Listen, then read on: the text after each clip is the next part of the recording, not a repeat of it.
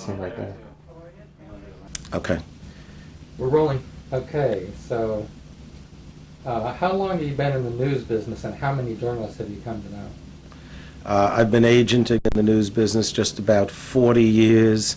And how many journalists do I know in print and in electronic journalism, behind and in front of the camera? I guess I've known upwards of 1,500 to 2,000 of them. And how many would you consider friends? Lots of them. Can you say I consider lots of them friends? I consider many of the people whom I've worked for friends. Now, when people think of journalists dying in the line of duty, they think of enemy bullets. But you've seen people killed by this business in many ways. Tell me about the ways this business puts your friends and colleagues in jeopardy. Joe Spencer was a client of the office. He died in the fog in a helicopter crash going out to the Armor Meat Plant during the Armor Meat Plant strike. Another one who comes to mind is Cassie Mackin, died of cancer while she was in the business. Another interesting situation was Barbara Walters had done an interview in the Mideast, and Dave Jane, who was one of ABC's top producers, died in a leased plane bringing back the can of film before the days of tape, and he died that way. And then, of course, you watch executives die of age and illness, and we had two big losses at ABC this year, Roon and his, why can't I think of a name? Sadia, Nance? Why can't I? She's not in business. Who was Roon's vice president? And of course, at ABC, we lost two executives recently, and they become very close and like family. We lost Roon Arledge and we lost Joanna Bistany. And so there are many of those events that just happen to long-timers or people who are misfortunately have illness. Now, was Bloom a friend or a client? Bloomy was first the client, but you can't deal with David Bloom without him getting under your skin and becoming a friend also. He had an extraordinary personality, and he was... You know what? Is there any way we can turn off the phone? Do not disturb. Both. That was Bloomy. That was great. And you want to start that again? Bloomy was Peck's bad boy, and just a bundle of enthusiasm and passion for what he did rolled into one. And if you talked with David, if you worked with David, he had to get under your skin. It's the reason that in 2 weeks a whole country fell in love with him, that unabashed passion that he brought to sharing the story of what was going on the Bloommobile with the rest of the country. That's why there was such an outpouring. Everybody felt he was the kid next door, the neighbor, the brother, the cousin. You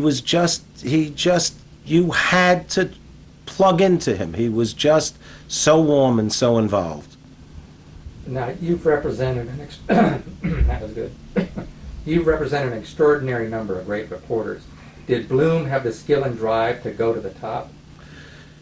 David, without the war, was going to become one of the leading people in the next generation, without doubt. Week and a half, 2 weeks into the war, his choice of position was unlimited. Management people at all the networks already knew that he was one of the brightest futures. With the war, it would have been a fight for his services afterwards. Can you tell the difference between good and great quickly? What are the traits of a great reporter? It's the kind of thing that Tom Brokaw has said about him. He'd get someplace and he'd have everybody's cell phone number within 2 or 3 hours. He wasn't happy to just tell the story that got ripped off the AP wire.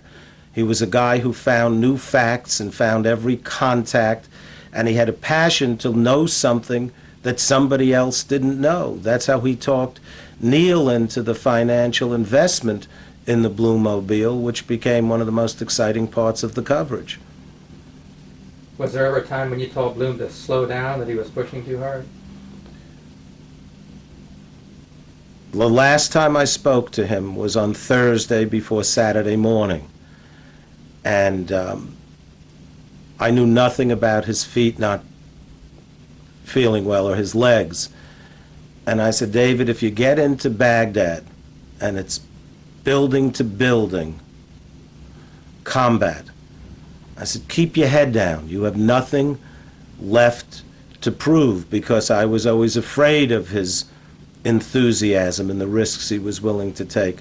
You come home healthy and the world is your oyster. We said that to each other, 6:30, 6:45, New York time on Thursday. Now, what about his family? He was dedicated to Melanie and the kids, but also driven to be on the leading edge of every breaking story. How does that balance work? If you're married to a journalist who has the kind of passion David had, then you have to understand the inherent risks that they're willing to take and the drive that they have. And I think he's left the girls and Melanie a legacy that they can be proud of. Do you find that you're both a career counselor and a life counselor to these men and women? That depends upon the particular man and woman and what they ask you for and what they need. I don't think it's relevant. Okay. How has the business changed? Are reporters that are covering conflicts more or less safe than 20 years ago? I think the nature of the world and the nature of the conflicts has made it a much less safe business. I think the first time after, in general, there were combat lines, you could be behind lines, you could do things, but journalists have always died. Vietnam was the beginning of the definition of danger. Guys like Larry Burroughs and the guys who died up in Cambodia from Time Magazine and from CBS. As soon as you dealt with wars that were in jungles and done by patrols and helicopter drops and reporters going out with them, and the rise of terrorism, then the general protection, there was never safety, but the complexity has gotten much greater. As a matter of fact, yesterday I spoke to somebody who's a journalist for NBC who had been jumped by two guys with knives outside of Baghdad. We just live in a much less safe environment and much less traditional, but I've had clients and friends beaten in gas stations near death in South Africa. It's never been a safe business. I think it just gets hairier and hairier as terrorism and untraditional warfare grows. It's a miracle that none of the reporters on 9/11 were killed. Now, Bloom was embedded. Did any of your clients cover the conflict from outside the safety of the U.S. military? Is that something you steered them away from? No, everybody who could get embedded wanted to be embedded, and those who were not embedded were usually back in Kuwait at the press centers or other places, or you had a great example of danger was the three primary networks pulled out their reporters when the day of the bombing in Baghdad. Lara Logan stayed longer for CBS, then had to leave, and then without being embedded, she got back in through a dangerous car route and rather went over and got back in, also traveling a dangerous road to get back in, and they weren't embedded, so they weren't with troops. So there were examples of people not embedded who put themselves in harm's way. Tell me about the first time you met David Bloom. Now, not everyone ends up represented by NS Bienstock. Was he an early client, or did he join after he signed on to NBC? I mean. David was a client back to local in Miami, became a client of the office, and in fact, Elena Nachmanoff, who's now a vice president at NBC News, represented him for a while here, and when she went over to NBC and became an employee and then an executive over there, she had a great affection for David and always said he'd end up at NBC, and then as he grew, he became my responsibility later on. Okay. Now, do you know if Melanie wanted him to go to Iraq or not?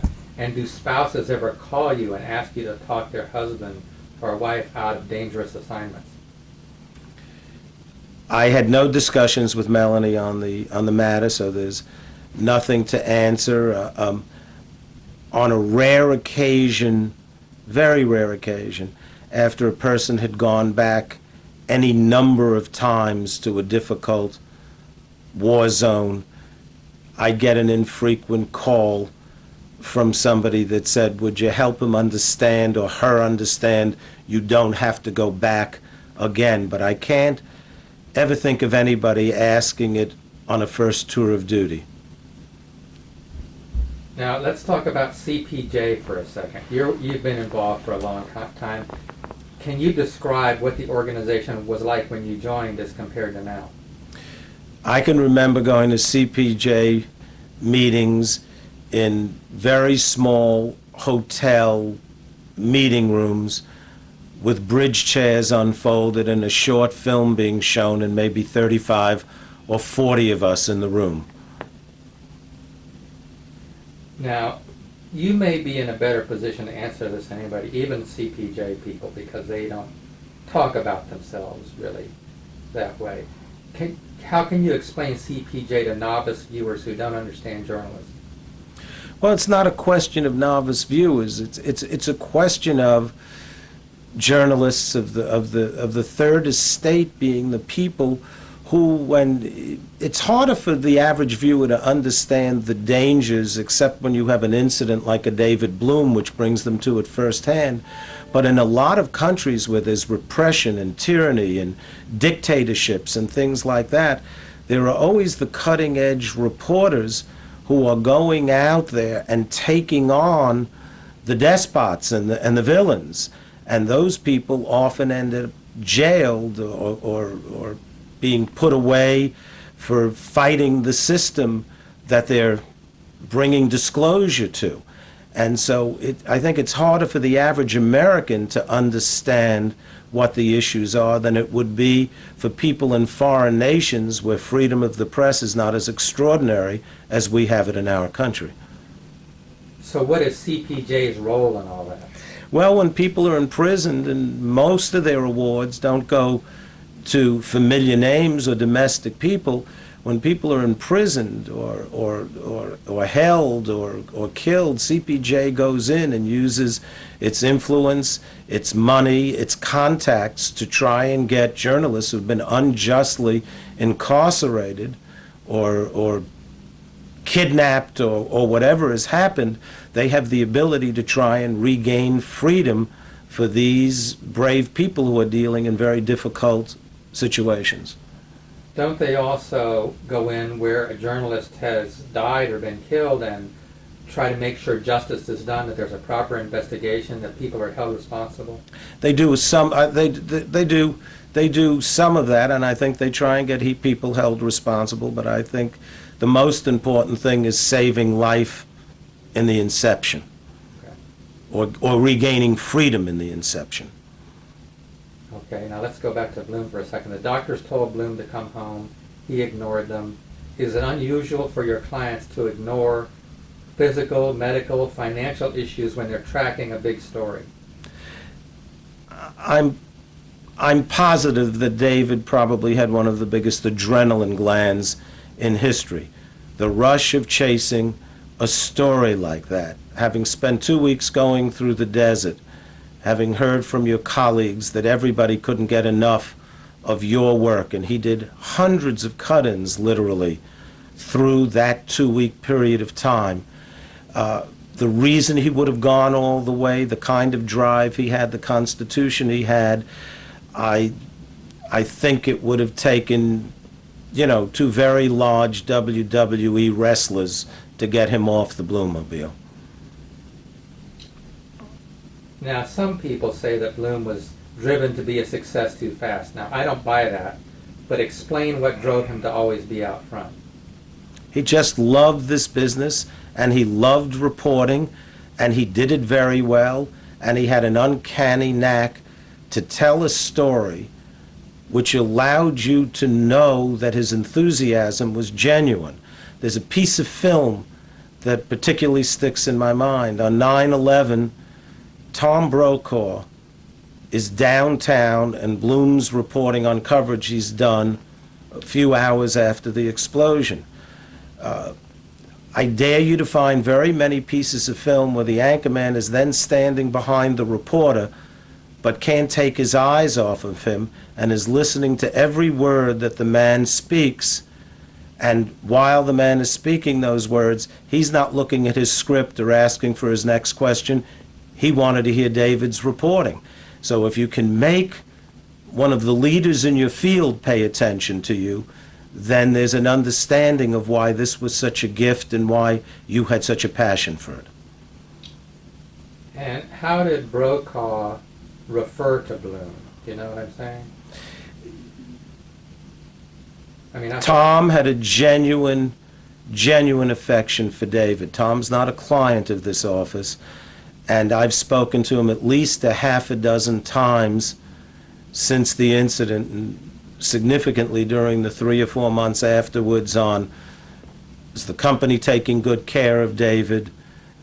How is the family doing? What's going on? What could he help with? How could he be involved?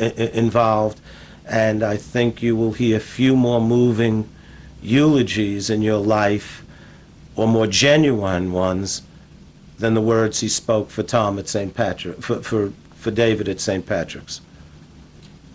Are you able to talk about Bloom's faith and those emails he sent to his wife? It almost seems like he was having a premonition. I choose not to talk about them. Those were David's private feelings with his God, and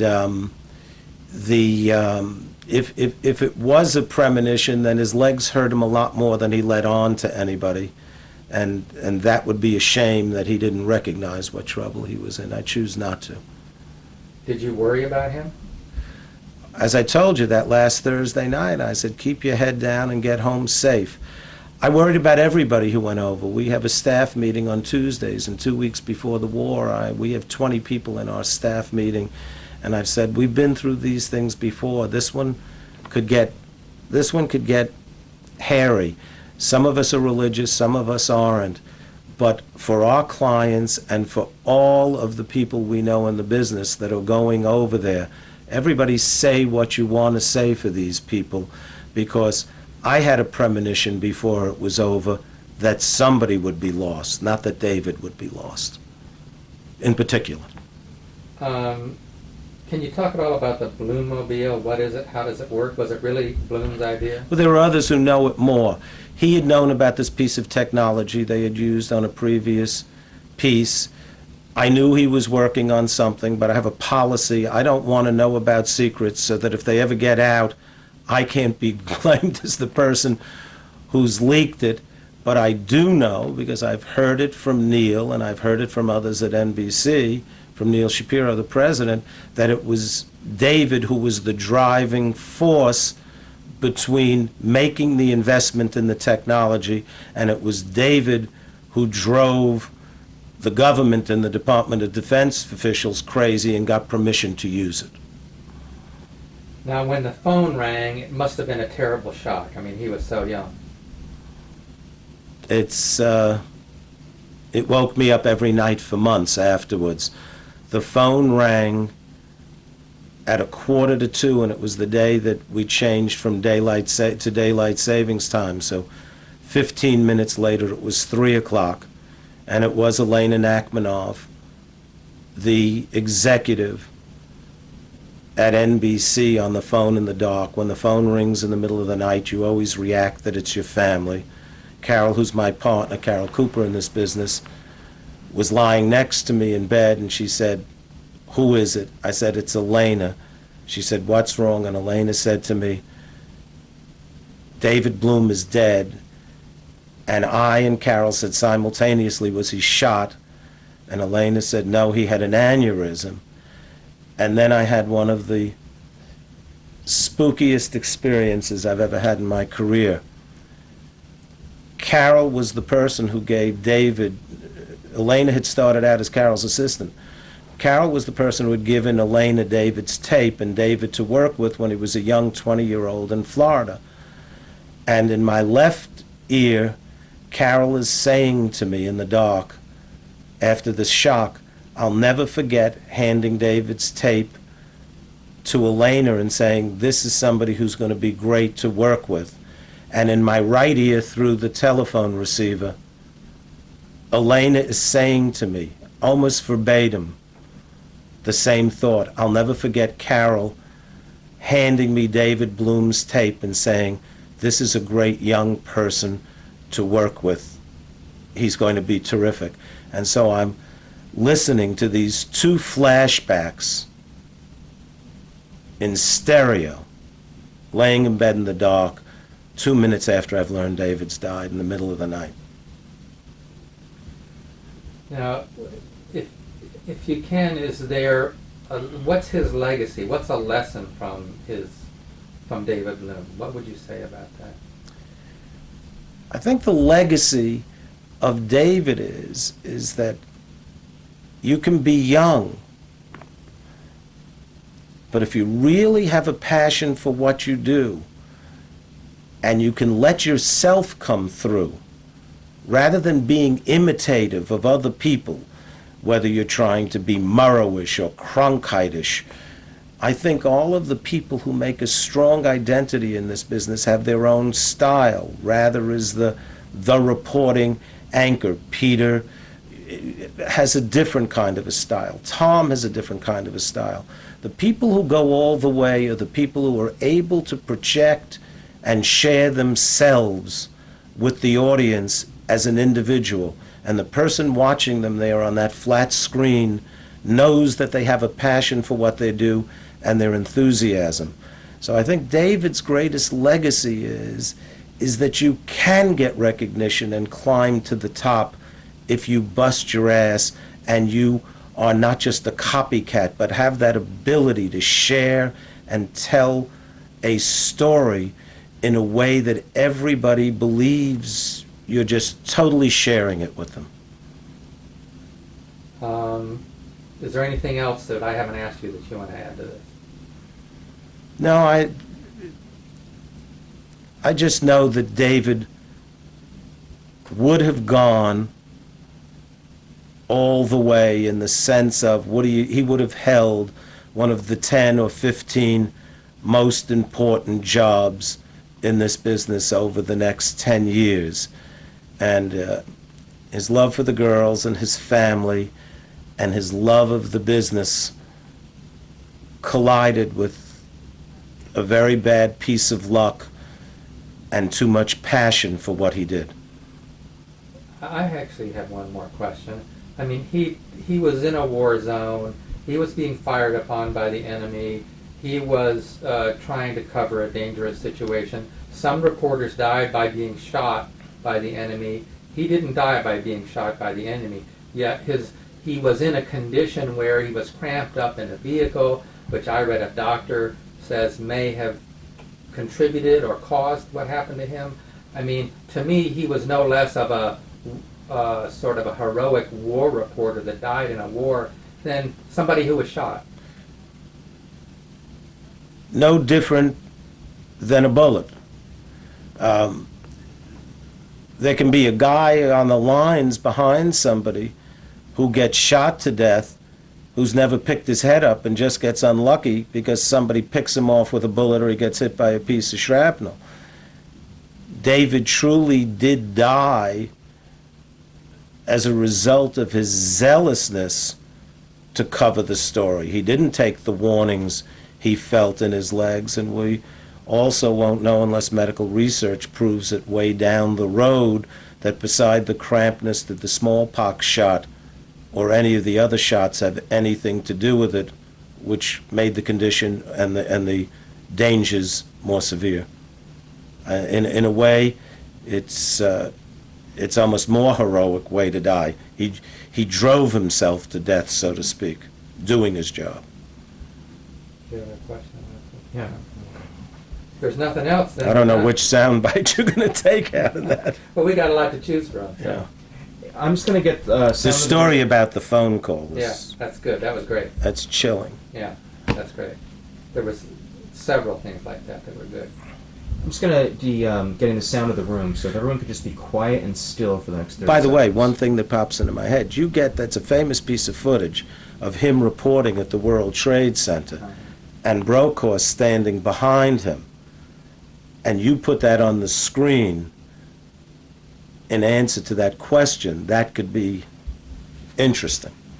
We'll try to get that. Because Thanks for pointing you've seen it in a Right. lot of the eulogies and films. Okay, so everyone can just be quiet and still for the next 20 seconds.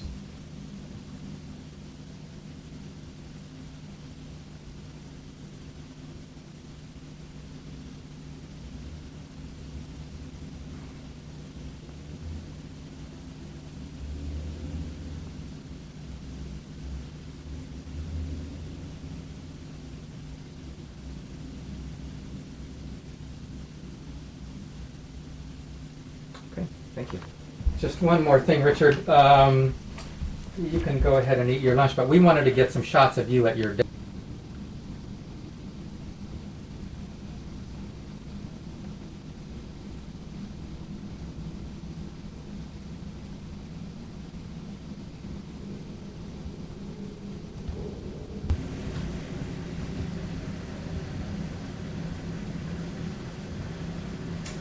Sandwich. 2:20 Delish. Friday. All right, here we go. Always good. And we're here till 6. Spence and Carol's office, 212-765-3484. Thank you.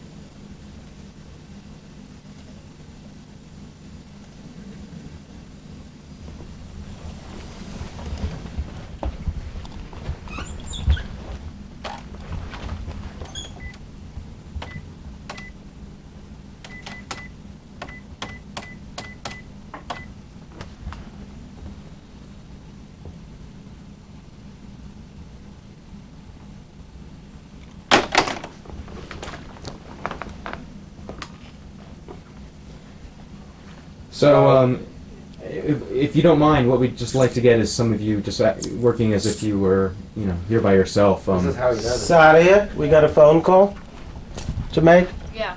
Who? Who you want me to call? No, Peter. who?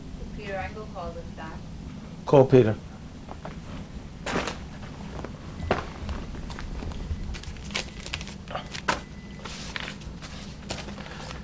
Meantime, we didn't get a call back from NBC on that matter before she left, and I'm upset. Hi, Peter. This is Sadia. I'm from Richard Winter's office. How are you? He wanted to speak to you. Can I put him on with you? Okay, hold on. I need that bill. Okay, here you go. How are you? Good, are you still with that same woman? Or have you moved on? Okay, good. I spoke to your son yesterday.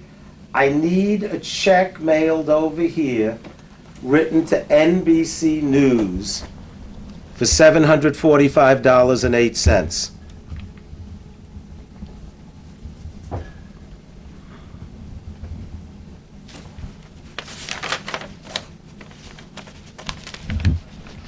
$45.08. Yes. And just mail it over here. 1740 Broadway, New York 119, 24th floor, my attention. Would you believe the bill after the one that was picked up by the other network was $20,983.72, with almost $4,000 worth of sundries. He's getting better every day. He was in, Neil is thrilled with his work. President. Thrilled with what he's doing. Everything's going well. Right, he's learning how to deal with the people in the system and everything else. The other thing is his done right. Yeah. And I told him no double F. Yeah. No farewell fuck that results in child. Absolutely. I told my son I'd disown him if he ever did that when he left his first wife. Yeah, it's good to talk to you. And by the way, I'm now sure we absolutely made the right decision. Oh, because there's just so many more places for him to work and to do, and more people watching him than there would be elsewhere.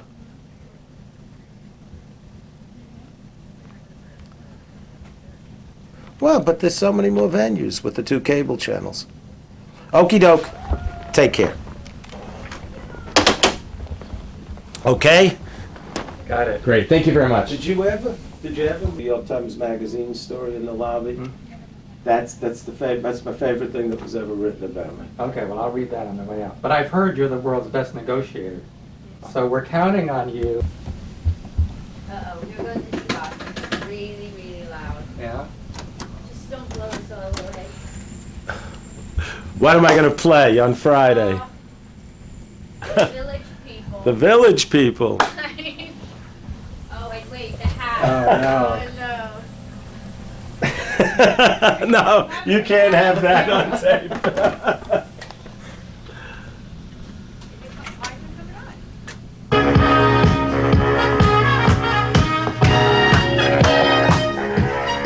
Let's walk out.